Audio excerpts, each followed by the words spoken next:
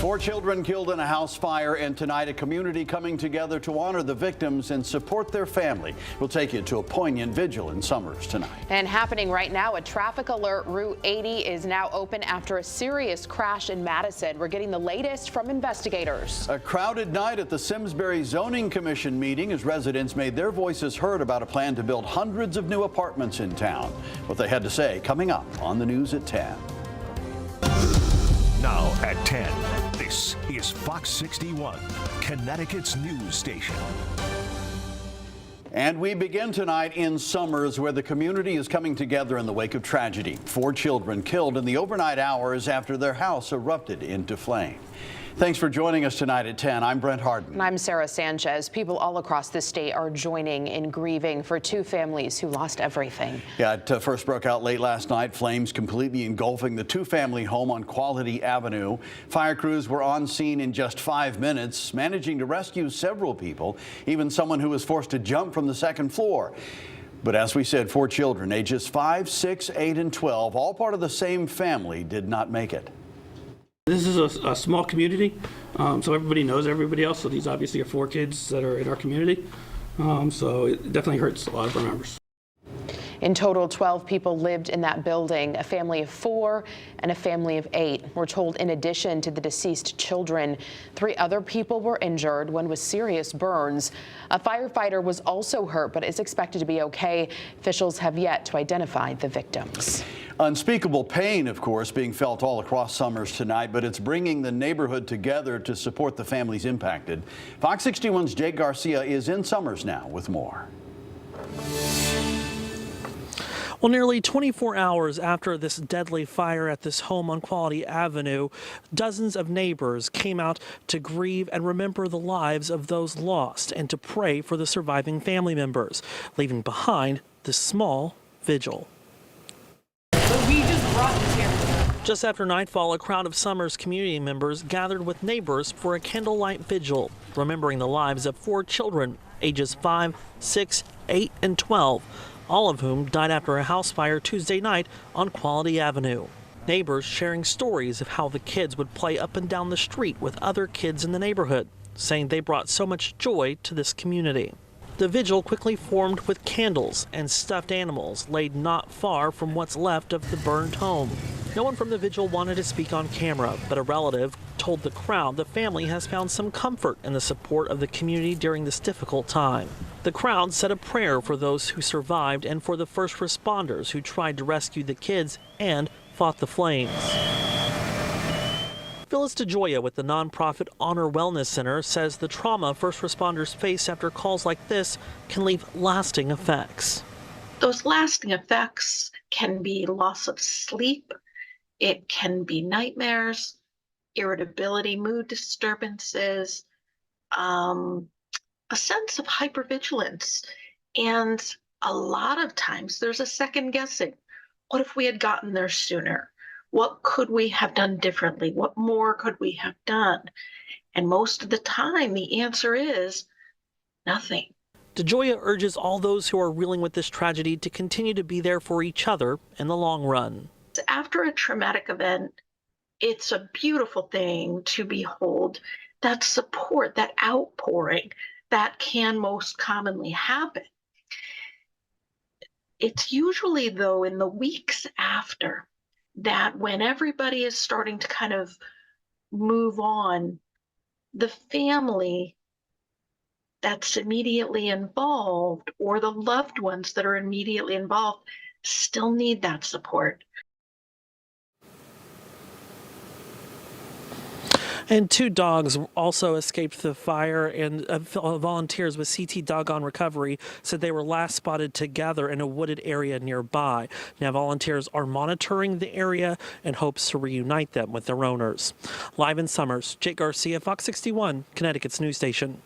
All right, Jake, thank you. At this hour, the investigation into what sparked the fire continues. The crews tell us they do not believe it was intentionally set. The Red Cross was on the scene early this morning. They are still working to help the two families who just lost their homes. A representative tells Fox 61 they are offering mental health support and trying to connect them with long-term community resources. All across Somers, neighbors are offering help as well. That includes a variety of items from new clothes to money for their neighbors who just lost everything. I posted up on the Somers forum, and it just got shared left and right. And I was like, good. Now let's focus on bringing the clothes in. Coming up later this hour, we have more on how everyone is pitching in to help at this very early stage of healing. Breaking news from Madison tonight. Officials say 3 vehicles were involved in a serious crash. This happened late this afternoon along Route 80 near Race Hill Road. You can see the damage to one of the vehicles involved. There were 3 total. Firefighters had to cut out victims inside one of those cars. Everyone in the crash was taken to the hospital, but we don't know yet how many people were injured or how seriously they were hurt. The road has since reopened. All right, time now for a first check on the forecast, and we are tracking what looks like the first significant snowfall of the season. Here's Chief Meteorologist Rachel Frank with a look at what we're seeing outside. Hi, Rachel. Hi. Right now we are quiet, but that's right. We do have snow in the forecast, a snow shower possible tomorrow morning, but that's not the significant snow they were talking about. The real stuff comes Saturday night into Sunday, and we will see a cool down that begins Friday and sticks around this weekend that will help set the stage for that snow to arrive. There's nothing on the radar of note here, at least regionally, but if we widen things out, you'll see a storm or disturbance in the southeastern U.S. This will end up missing us, but there's just enough moisture that, again, you could see a few flakes flying in parts of the state early tomorrow, and some of this could be around the time of the morning drive. That being said, I really don't anticipate issues as people head off to work or school. It should be more of a curiosity than anything else, but check in with the morning show crew just in case before heading out the door. Otherwise, we're looking at overnight lows that'll dip back into the upper 20s to low 30s as we head towards daybreak tomorrow. So a chance for a spotty morning snow shower or flurry. Again, not every town will see that. Clouds could break for some sunshine, especially later in the day. And we're looking at highs near 40. But by this time tomorrow, the winds are really picking up. Temperatures will be dropping, and that will set the stage for that colder air heading into Friday and this upcoming weekend. We'll take a look at that, plus the snow potential coming up. All right, thank you, Rachel. 4 days later, and we're learning new details about an officer-involved shooting that happened at Killingley Commons over the weekend. The Office of Inspector General has released body camera video showing the moments leading up to and after the shooting. We have carefully selected what we want to show you, but do want to warn you the video may be difficult for you to watch. You can see Trooper Joseph Godbout stopping Reuben Mueller, who was wanted for a robbery on December 30th. When asked for his license, Mueller runs. Trooper Godbout uses his taser, then uses it a second time as Mueller continues to try to run. Mueller then is seen pulling out a revolver, and that's when Trooper Godbout fires one shot, hitting him in the chest. Mueller is currently in the hospital being treated. The incident remains under investigation. New here at 10, people in Simsbury tonight spoke out against a plan to add more than 500 new apartments along busy Route 10. The zoning meeting concerned the Talcott Mountain South project. It's proposed for the southern end of the Hartford's former corporate headquarters. Neighbors say the new project would change Simsbury's image. They say the developer's other big project, Talcott Ridge North, already creates traffic congestion, and development is still unfinished all these years later. One of the primary reasons we're here tonight is because of the impact of decisions made by boards and select boards a decade ago. We believed from doing our research that this was a town that cared about the quality of life, that this was a town that cared about the image that it put forward. It's been reported more than 100 school-age children would be added to the rolls if this development is approved. Well, our state capitol was one of many evacuated this morning after a threat was made online. Police tell Fox 61 an email was sent to the Capitol in Hartford along with dozens of other state capitals saying there were explosives in the building. Officers did a thorough search and found no threat. Federal authorities are leading the investigation into who's responsible. A 14-year-old has been arrested. Police say they made a threat against Bristol Central High School. Police say the threat was made on social media today, but there's no ongoing threat. Additional police patrols were sent to schools as a precaution. The Board of Education says these threats are disturbing to the community and will not be tolerated. For the past few weeks, social media has been buzzing about a judge releasing the list of clients or co-conspirators of Jeffrey Epstein.